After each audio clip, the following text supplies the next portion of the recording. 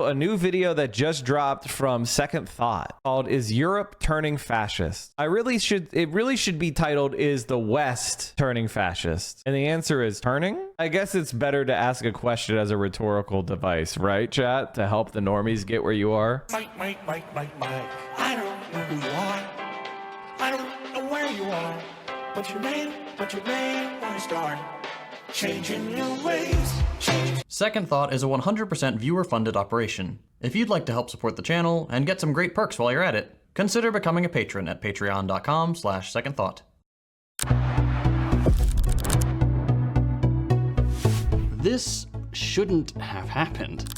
On July 7th, France had the second round of its legislative elections, and to everyone's surprise, after weeks of polls that projected a crushing far-right victory, the left-wing New Popular Front won. It's exciting. Now that it's been a few weeks, though, as we patiently wait for the center-left to betray the coalition and its program, we should talk about what this election actually tells us about politics in Europe. Because it's not great. With these electoral results, we're seeing fascism reach a point in many European countries, including France, where it now has enough electoral and institutional power to start moving towards a more threatening stage. Here's what I mean. For starters, the NFP won the most seats as a coalition of multiple parties. Same goes for the presidential coalition, which is made up of 5 parties of its own. Those coalitions usually agree with each other, especially those behind the president. But the left-wing group is very loosely aligned, with no undisputed leader holding it together and most parties regularly threatening to leave the group. There's a good chance the socialists will have already ditched the others by the time this video comes out. The NFP also didn't get that many votes. Both the left and the center-right got about 7 million votes each, while Le Pen's far-right was way ahead of both at 10 million. And that's not all. It took hundreds of candidates dropping out of the race for the left and the center-right to play nice and prevent far-right candidates from turning that huge plurality into a total sweep. This is a big difference from just 2 years ago, when the RN only got about 4 million votes. And when you look at how the party's grown since the 80s, it's clearly made big strides these last few years. And this isn't that different from what we're seeing in the rest of Europe. The elections for the EU Parliament were also this summer, and not only did the RN come out ahead there for France too, by a wide margin at around 31%, far-right parties everywhere made huge gains. In Italy, Germany, Austria, the Czech Republic, and the Netherlands, to name just a few. So, this sucks. The rise of the far right means a much worse EU. It means more institutional power for the far right. And it also means that centrists now feel more comfortable copying their positions on things like immigration. We're seeing policies like the Migration Pact breeze through the EU, a law that's going to do a lot of the same things we have here in the US at the southern border. Immigrant adults and children are going to be detained, some for up to 6 months. Asylum seekers will have to endure much worse conditions upon entry. And nothing is going to be done to assist those who make the dangerous, often deadly trip across the Mediterranean. And just while we're on the topic, I need to remind some viewers that immigration is not a bad thing, like in any way. This is always true, but it's particularly relevant now. Just as we were about to record this video, we started seeing this in the news. Anti-immigration rioters attack a hotel in Rotherham. Police officers coming under attack from a far-right mob. In early August, all across the UK, we saw far-right lynch mobs descend on mosques and hotels housing asylum seekers, setting them on fire and doing everything they could to break in. Surging on a wave of disinformation, crowds of hundreds all over the country have gathered to attack and intimidate anyone they perceive to be a foreigner. In some cases, seemingly with the intent to kill or at least seriously injure their targets. An Asian man was pulled out of his car and watched it be absolutely destroyed. A black man was beaten by a mob of white men, and we've heard reports of Muslim girls getting spat on and getting their hijabs forcibly removed. This is terrifying and disgusting, and it's based on nothing. The whole narrative about protecting countries from immigrants that motivates both these sorts of attacks and anti-immigrant policies in general is based on nothing. Immigration is a good thing. Just as one example, here's a paper from the NBER published this year that shows that immigration increases both wages and employment for native workers at all education levels. They're not taking your job. They're also putting more money into things like Social Security than they take out. This, by the way, means immigrants are almost always living in very precarious situations. So there's that too. Immigrants also commit far fewer crimes than native-born people per capita. And all of that doesn't even touch on all the day-to-day benefits of immigrants contributing all sorts of great things to a country's culture. But anyway, back to the far right in the EU. On top of the immigration fear-mongering, more far-right members also means climate change policies getting weaker, more military spending, and cuts to healthcare. If you follow this stuff, you might have heard about Patriots for Europe. It's a new group launched this summer in the EU Parliament after the far-right gained a bunch of seats. And I know this isn't the point of the video, I want to talk about their website for a second, because just look at this. Their logo is 3 butt plugs, first of all. Let's see what else we got here. They have a child hugging a small bear, of course. Watch out for the children. Plastic bags over immigrants, that's wholesome. Why is every picture choice somehow entirely predictable and unhinged at the same time? All right, what do we have? With sovereignty here. Okay, what's going on here? Because if I click the sovereignty arrow, it opens my email to send the... Anyway, doesn't matter. Go check it out on your own time. It is truly something. This website is full of the far right's usual dog whistles. Reducing tax burdens for the middle class means cut taxes for the rich and leave the working class to rot. Preserving European culture and identity means no brown people, please. And of course, protecting Christian values and the traditional family model means, ew, gays.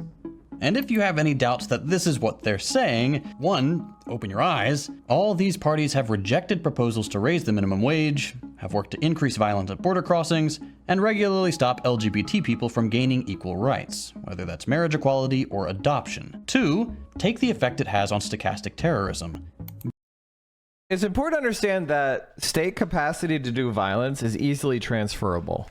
So like, if the government builds up a huge apparatus of border guards who go around door to door to remove people from the country because of immigration violations, they can easily change that to going door to door and arresting people for doing economic instability by, you know, for example, organizing a labor union, or anti-American pro-Chinese propaganda, or whatever trumped up charge they eventually bring against us. Once the state has the capacity to commit violence against its population, it can use that state capacity in any way that threatens the status quo. Germany was found by a representative survey to be the country where black people experience the most racism in the EU. Wow, so surprised. German speaker fascism on the rise. True in Austria as well. Fascist party is doing quite well.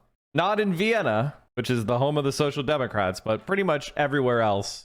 Back in June, for example, a group of far-right supporters in Paris attacked a man, called him, quote, a filthy F-slur, and said, quote, you'll see when Bardella is in power and Hitler comes back. Hey, are these guys fascist, maybe? What is fascism? Well, that's not so easy to answer. There are tons of different definitions of fascism. There's Umberto Eco's 14 points in Fascism, Jason Stanley's 10 points in How Fascism Works, Robert Paxton's definition in The Anatomy of Fascism, and if you've followed this channel for a while, you've probably heard me use Roger Griffin's definition from The Nature of Fascism. But all these definitions are roughly similar, and they all exist because we're not going to see fascism come back looking exactly like it did under Hitler or Mussolini. You can't wait until people start throwing up Nazi salutes. That's just not gonna happen. Never mind. Ignore that. Of all these definitions, I think Robert Paxton's is one of the clearest. For Paxton, fascism is distinct from other authoritarian politics because it's 1. Obsessed with this idea of national decline, i.e. things are worse for our people now than they used to be. 2. It depends on a large group of people who not only believe this, but also believe that being from their nation/country makes them better or more deserving than those who, quote, don't belong, who they think are to blame for this decline. 3. This group wants to preserve, or in their mind, bring back their status in the hierarchy above whoever else these outsiders are. And 4. They're prepared to achieve that through indiscriminate violence or both legal and extra-legal means, with or without the help of traditional elites. Everything else branches off from these core components. This all makes fascism a very flexible ideology. At its core, there's not much more to it than things used to be better. Don't ask me when or why, it just was. It's the fault of those lesser people that everything sucks now. This flexibility is why fascists often change their minds on this or that random policy, don't always agree, and aren't always expressing the same bigotry depending on their national context. Right, exactly. When you start from this anxiety that the root of all problems comes from an outside group, it doesn't matter so much what your climate policy is, for example, unless you can use it to play up the idea that other countries are winning, or roll it up into a plot against the same anxious middle class. It's also why every fascist project has some version of a weak anti-capitalist message targeting a declining middle class. To gain power, fascists often attack very vaguely or racially defined elites, hijacking people's real concerns about inflation or welfare cuts, but pinning them on some group of bad actors instead of people just following the regular incentives of capitalism. In practice, that means that, quote, whenever fascist parties acquired power, however, they did nothing to carry out these anti-capitalist threats. Instead, quote, once in power, fascist regimes banned strikes, dissolved independent labor unions, lowered wage earners' purchasing power, and showered money on armaments industries to the immense satisfaction of employers. It's why, quote, 20 years of fascism in Italy took workers more than 30 years back, pushing wages way down and time again favoring the wealth of the top 1% at the expense of the bottom 99. So, how did we get here? In this moment where these ultranationalist parties are poisoning the political landscape. Neoliberalism. What do I have to do to become a mod? Around the 80s and 90s, both the so-called I don't know, be here for a very long time. Continually say intelligent things. Don't be annoying. left and the right adopted basically the same economic program, growth at any cost. Every politician dutifully followed the same plan. Sell off government assets to private companies, cut welfare, fight unions, increase free trade, and try to make trickle-down economics work. It doesn't. I'm not mad at that Inequality question. skyrockets, I've and been thinking governments about it. respond with mass incarceration campaigns. But that's not enough to hold this system together. You also need to sell all of these measures as various forms of freedom. The freedom to carve your own path as an entrepreneur, free from all that big government red tape, free to buy whatever kind of toothpaste you want. They'll say the free market just knows best, so the government should only be there to ensure good competitive business practices, and that's it. Of course, all of this is in theory. In reality, whatever the government does, capitalism is always going to produce monopolies and corporations stealing your freedom. Under neoliberalism, when you've gutted the public health system and sold it off, sure, you're free to choose between all these different insurance companies, but in practice, you don't feel very free when you can't actually afford any of them. This idea... Are you though? Because like, you end up with these big monopolistic and insurance companies. Like you can't even really choose. Of making things better through this competition of everyone against everyone in practice really means competition between workers for jobs at ultimately very few company monopolies. It leads you down a path where, in Margaret Thatcher's own words, there's no such thing as society, just individuals trying their best to be part of the group that survives. There's no such thing as society. Vote for me David as Harvey, Prime Minister. in this book, this is the sort of bedrock that fascism creeps out of. When there's no solidarity left because the unions are gone, the welfare state is sold off, and unemployment is always looming over you, ultranationalism can thrive. It responds to the chaos of capitalism by selling order. Order based on a traditional morality that's going to appeal to the chunk of people who used to be better off before this system entered its current phase. This way, ultranationalism ultimately keeps the institutions that actually drive people apart, but papers over all that with the illusion that this unjust system can keep going if you can offload the problems onto those who just don't deserve to be safe or somehow compromise this in-group's unity by being different. If someone needs to take the fall, if there really is no economic alternative since both the left and the right seem to agree that growth is going to have casualties, at least the far right is there to reassure its voters that they won't be the ones who suffer. Even though, like we've seen in every fascist regime, they absolutely do. None of this, by the way, is helped by the fact that centrist and center-right politicians have been super gung-ho about normalizing the sorts of politics we hear from the fascist right. Yep. Take like Macron over the last 7 years. Not only is he personally invested in deepening the neoliberal by Barack Obama project, Cutting welfare, raising the retirement age, pushing out unions, and so on, he's been one of the earliest adopters of the far-right's talking points. In 2018, for example, Macron wanted to be the first president since World War II to honor the Nazi collaborator Philippe Pétain. He's pushed for a law against separatism targeting Muslim organizations, has echoed far-right talking points about France undergoing a de-civilization process, and referred to the country as an organic nation, a far-right idea that justifies policies like Hitler's Lebensraum. To give you an idea of how far this goes, on one occasion, his Minister of the Interior, France's top cop, actually had trouble distinguishing the presidential party's stance on immigration from the far right's in a debate, and ended up calling her too soft on immigration. This isn't good. The reason fascism is so successful today... That's exactly the same strategy Kamala Harris is using. Donald Trump is too soft on immigration. He blocked the immigration bill written by conservatives because he wanted to help his own party. It's almost like it's the exact same Macron playbook. ...is thanks to liberals like this.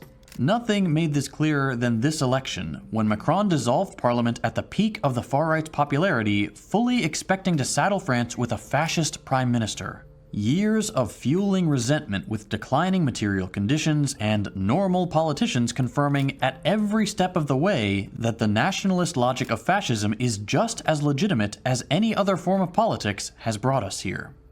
But this isn't an automatic process. At every point, we have people making decisions and choosing to either go down this path or resist it. While we can see the terrifying gains of the far right for what they are, the preparations for a more powerful fascist movement at the helm of a major European power, we can also see in these elections the solution to the fascist problem, the solidarity of the left, both within itself and with those brutalized by decades of neoliberalism. And don't misunderstand me here. This isn't just an electoral problem. We need to be organizing outside of bourgeois politics as well. In fact, that's way more important. But that doesn't reduce the importance of slowing down fascism as much as possible on every front. The far-left coalition has unexpectedly become the biggest party in the French parliament, beating the far right. The left won. This time.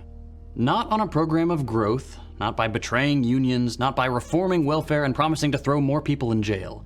It won with a program to get rid of these last 40 years of crushing austerity. And it will again, if it can turn the tide after years of the most brutal capitalism we've seen in a century. If. Don't forget, support for the Nazis peaked at 37% in 1932. That's where we are today.